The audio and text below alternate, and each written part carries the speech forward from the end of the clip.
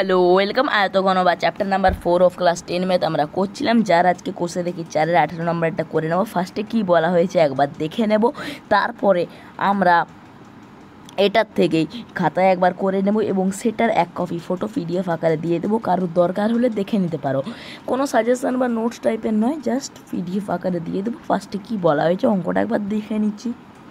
কি বলেছে ফার্স্টে 18 নম্বর, অর্থাৎ জাস্ট এ মিনিট, এইটা দা হ্যাঁ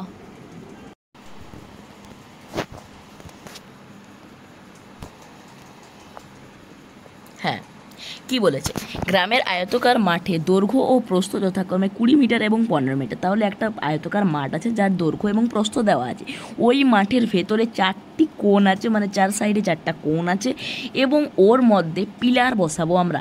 সে পিলারগুলোর দৈর্ঘ্য বলেছে 4 মিটার এবং সেই যে পিলারের জন্য গর্তটা করব সেটা হবে ঘনকার। তার জন্য বুঝতে পারছি এই 4 মিটারটা দৈর্ঘ্য নয়, এই 4 মিটারটা বাহু, কারণ দৈর্ঘ্য প্রস্থ উচ্চতা ঘনকের ক্ষেত্রে সমান হবে। তাহলে 4 মিটার বাহু বিশিষ্ট 4টি গর্ত করব 4টি কোণে। এবারে অপসারিত গর্ত থেকে যতটা মাটি বেরোবে সেই মাটিটা ওই মাঠের ওপরে দেব। মাঠের ওপরটা কোনটাই দেবো, গর্তের মধ্যে তো দিব না, মানে 4টে গর্ত বাদে মাঠের মধ্যে যতটা জায়গা আছে সেই জায়গার ওপরে 4টে গর্ত থেকে যতটা মাটি বেরিয়েছে সেইটা আমরা দেব। এবারে বলেছে যে ওই যে অতটা মাটি দিলাম, এর ফলে ওই যে মাঠে কতটা উচ্চতা মাঠের বৃদ্ধি পাবে এটা আমাদের করতে হবে। জাস্ট এই রকম টাইপের হবে। যদি আমরা দেখাই, এই যেমন ধরে নাও এখানে একটা মাঠ আছে, এটার দৈর্ঘ্য এবং প্রস্থ দেওয়া আছে। এবারে এই মাঠের ক্ষেত্রে বলেছে 4 সাইডে 4টে এখানে গর্ত আছে, 1টা 2টো 3টে 4টে এইভাবে গর্ত আছে। এই 4টে গর্তের দৈর্ঘ্য প্রস্থ উচ্চতা সমান বলেছে 4 মিটার বলেছে। এবারে এখানে গর্ত থেকে আমাদের যতটা মাটি বেরোবে, এখান থেকে ধরে নাও এই মাটিটা বেরিয়েছে সবুজ কালারটা, এবার মাটিটা আমরা পুরো মাঠে দিয়ে দেবো। জাস্ট মিনিট, হ্যাঁ পুরো মাঠে এই মাটিটা দিয়ে দেবো, গর্তটা বাদে। গর্তে তো আর দেবো না, এই গর্ত বাদে গোটা মাঠে এই মাটিটা দিয়ে দেবো।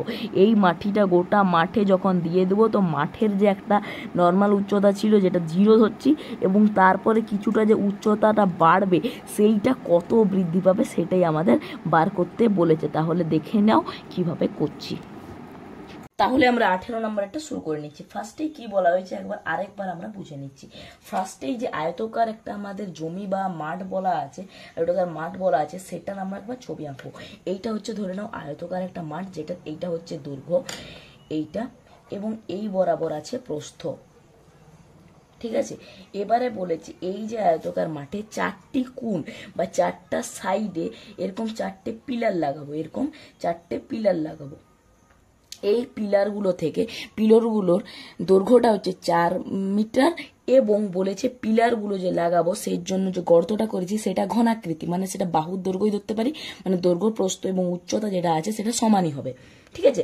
তাহলে এটা থেকে যে মাটিটা বেরোবে সেই মাটিটা এখানে বেরোবে, এখান থেকে এখানে বেরোবে, এখান থেকে এখানে বেরোলো, এখান থেকে এখানে বেরোলো, এবং এখান থেকে এখানে বেরোলো, এখান থেকে এখানে বেরোলো, এবং এই যে টোটাল মাটিটা হবে এই মাটিটা এই জায়গাটায় পুরোটা দিতে হবে। এর ফলে যে ভূমিটা আছে সেটা যে উচ্চতাটা জাস্ট যতটা বাড়বে সেইটা আমাদের ক্যালকুলেট করতে হবে কতটা বাড়বে। তাহলে আমাদের যতটা মাটি বেরোবে সেই মাটিটা বেরিয়ে এইটার ওপরের দিকে যে আয়তনটা হবে সেই আয়তনটার সঙ্গে সমান হবে। মানে এইটার একটা দৈর্ঘ্য প্রস্থ আছে মাঠের, মানে গর্তবাদে, কারণ গর্ত থেকে মাটি উঠিয়ে যদি মাটিটা আবার গর্তের মধ্যে দিয়ে দিই তাহলে লাভ কি হবে, তার জন্য গর্ত থেকে মাটিটা উঠিয়ে বাকি যে মাঠটা সেটাই দেব। মানে বাকি মাঠের ক্ষেত্রফল একটা আছে, সেটার ওপরে যদি আমরা উচ্চতা মানে যতটা বাড়বে সেটা দিয়ে গুণ করি। আমরা জানি ক্ষেত্রফল ইন্টু উচ্চতা, কারণ মানে আয়তনের সূত্র কি, দৈর্ঘ্য ইন্টু প্রস্থ ইন্টু উচ্চতা। আবার দৈর্ঘ্য ইন্টু প্রস্থ মানে আমরা জানি কোনো একটা আয়তকার বা বর্গাকারের ক্ষেত্রে বাহু ইন্টু বাহু ক্ষেত্রে সেটা হয়ে যাচ্ছে আমাদের ভূমির ক্ষেত্রফল বা ক্ষেত্রফল, ইন্টু আরেকটা বেঁচে থাকছে উচ্চতা। তাহলে আমরা বলতে পারি ক্ষেত্রফল ইন্টু উচ্চতাটাও একটা আমাদের আয়তন, ঠিক আছে। তাহলে এইখানের ক্ষেত্রে আমাদের ক্ষেত্রফলের সঙ্গে যে উচ্চতাটা বার হবে সেটাকে কোনো চলরাশি ধরে নিচ্ছি। তাহলে যে উচ্চতাটা বৃদ্ধি পাবে সেটাকে আমরা কোনো একটা চলরাশি হিসেবে এক্স ধরে নিই। তাহলে মনে করি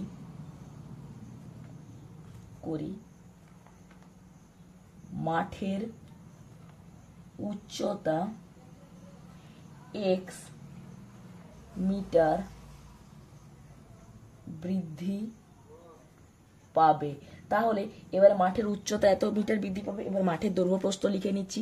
ফার্স্টে লিখে নেব মাঠের দৈর্ঘ্য সমান 20 মিটার, লিখে নেব প্রস্থ সমান 15 মিটার। হয়ে গেছে। এরপরে দৈর্ঘ্য প্রস্থ লিখে নিয়েছি। এবার যে গর্তগুলো আছে সেটার আমরা আয়তন বার করে নেব। তাহলে একটি গর্তের আয়তন যদি বার করি, তাহলে আমরা প্রথমে যদি লিখি যে গর্তের দৈর্ঘ্য, লিখে নিতেও পারি একবার।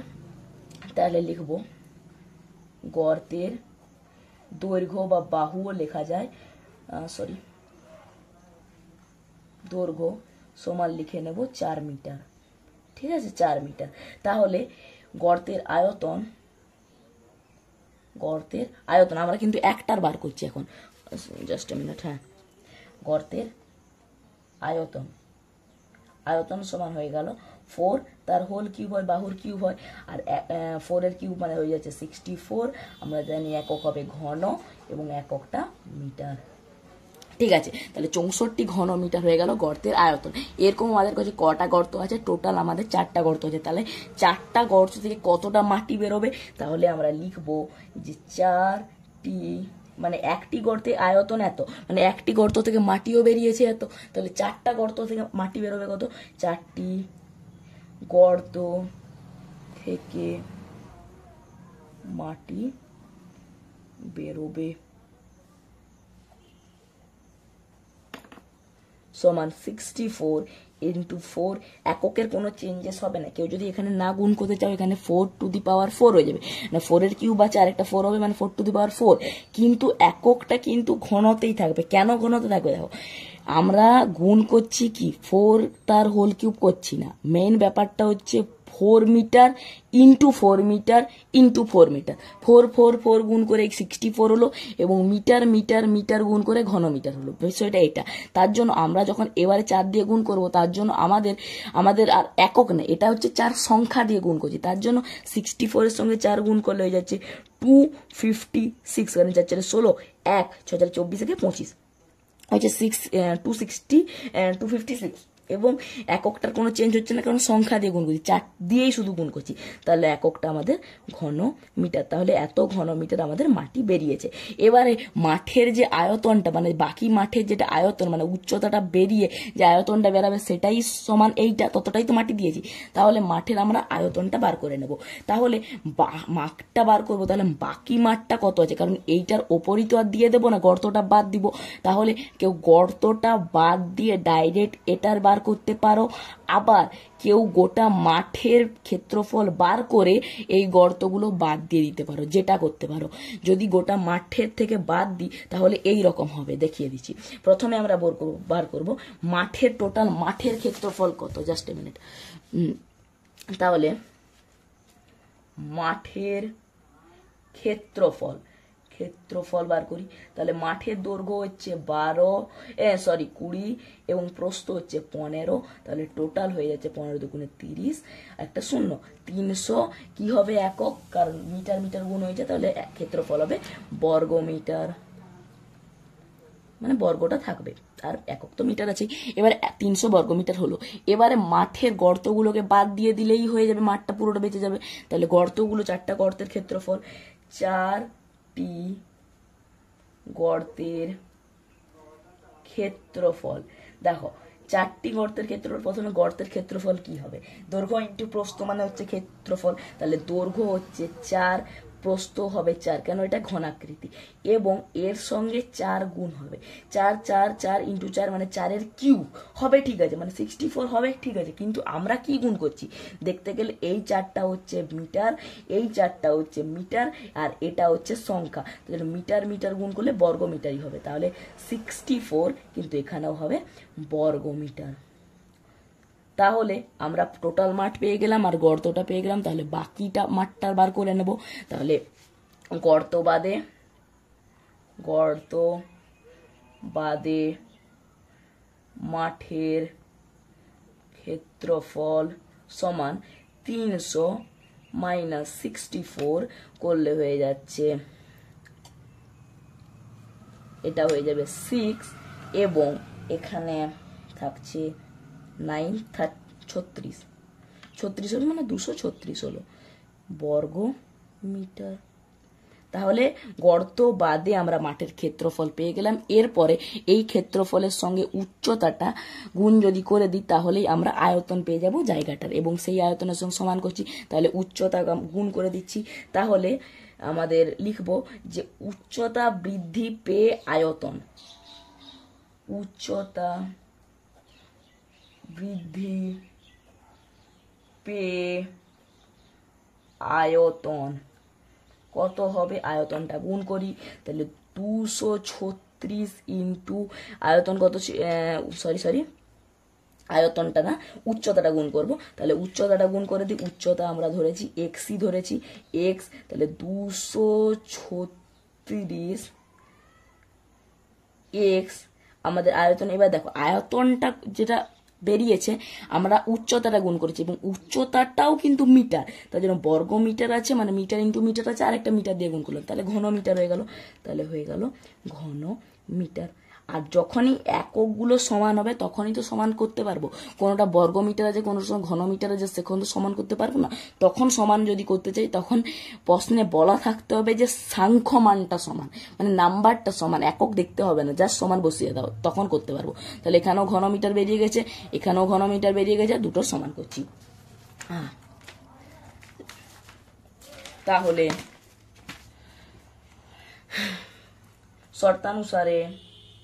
শর্তানুসারে ফার্স্টে মাঠের আয়তন লিখবো, কত বেরিয়েছে 236 এক্স ইজ ইকুয়াল টু 256, বা এক্স এর ভ্যালু আমাদের পেয়ে যাচ্ছি 256 বাই 236। এটা প্রথমে 4 কাটটি, 4 কাটলে এটা হয়ে যাবে 64, এটা 4 হয়ে যাবে 4 5 20, 4 9 36, তাহলে হয়ে যাচ্ছে আমাদের এক্স এর ভ্যালু হয়ে যাচ্ছে 64 বাই 59। এটাকে যদি আমরা দশমিকেও নিয়ে যেতে পারি, কিন্তু দশমিকে নিয়ে গেলে শেষ হবে না, অনেকগুলো চলতে থাকবে, এবং সেখানে দশমিকের পরে আমরা দুটো ভ্যালু নিব, এবং দুটো ভ্যালুর পরে যা থাকবে সেটাকে আমরা মানে অলমোস্ট বা প্রায় করে রেখে দিতে হবে। তার জন্য এরকমও রাখতে পারো, কিন্তু তখন হিসাবটা ঠিক হওয়া চাই, তার জন্য আমরা এমনি রেখে দিচ্ছি এবং এটাকে ভগ্নাংশে নিয়ে চলে যাচ্ছি। তাহলে ভগ্নাংশে নিয়ে গেলে 64, 1কে 59, 5 হলো, তাহলে আমাদের আনসার বেরালো 1.5 59। আর কি জন্য করলাম, এটাই আছে আনসার বলে, এত মিটার। তাহলে উচ্চতা বৃদ্ধি পাবে সমান আমরা লিখতে পারি 1.5 59 মিটার। আশা করি বোঝা গেল। প্রথমে কি করলাম, প্রথমে আমরা মাঠটা দেখলাম, মাঠে প্রথমে গর্ত করলাম 4টা, গর্তর আমরা কতটা মাটি বেরোবে বার করলাম, তারপরে গর্তটা বাদে মাঠের ক্ষেত্রফল বার করলাম। ক্ষেত্রফল যে আমি বার করলাম, এখানে মাঠের ক্ষেত্রফল বার করলাম আর গর্তের ক্ষেত্রফল বার করলাম, দিয়ে বিয়োগ করে দিলাম। কিন্তু এভাবেও করা যায় যে এটা তো কি করলাম, গোটাটা বার করলাম তারপর গর্তগুলো বাদ দিয়ে দিলাম, কিন্তু যদি শুধু ডাইরেক্ট বার করতে চাও তাহলে প্রথমে এইটা জায়গাটা বার করে নিতে হবে। এই জায়গাটা এখানে আছে ধরে নাও 4, এখানে 4 আছে, 4 4 8 চলে গেল, উপরটা ছিল 20 মানে 12, এটা হয়ে গেল 12, ঠিক আছে। এবং এটা টোটাল আছেই, এটা এতটা আছেই, ঠিক আছে, এটা গোটাটা আছেই। তাহলে এই দিকটা কত ছিল, 12 ইন্টু 15, তাহলে 12 ইন্টু 15 180 হলো এই জায়গাটা, এবং দু সাইডে এই সাইডটা আর এই সাইডটা, এই সাইডের ভ্যালু এখানে 4 গেছে, এখানে 4 গেছে, তাহলে 15 থেকে 4 4 8 চলে গেল, মানে এই ভ্যালুটা আছে 7, এই ভ্যালুটা আছে 7, আর এই দিকটা আছে 4, তাহলে এই দিকটা 7 এবং এদিকটা 4, তাহলে এরকম দুটো ভ্যালু আছে, তাহলে 2 ইন্টু 7 ইন্টু 4 এটা একটা, আর 15 ইন্টু 12 একটা, মানে যেটা করলাম আমরা কত 180, এবং ওই দুটোরও যদি যোগ করি তো ভ্যালুটা 236ই হবে। এবারে ডাইরেক্ট এটাও বার করতে পারো আর টোটালটা বার করে বিয়োগ করে নিতে পারো, মেন জিনিস এটাই। তারপর সেখান থেকে উচ্চতা গুণ করে দেবো, যেটা চলরাশি ধরেছিলাম, তারপর শর্তানুসারে সমান বসালেই আমাদের এরকম বেরিয়ে যাবে। তারপর এটাকে দশমিকেও নিয়ে যাওয়া যায়, আর ভগ্নাংশে নিয়ে চলে গেলাম, কারণ উত্তরে এটাই গেছে, তাহলে মিলে গেল। আশা করি বোঝা গেছে। Thanks for watching.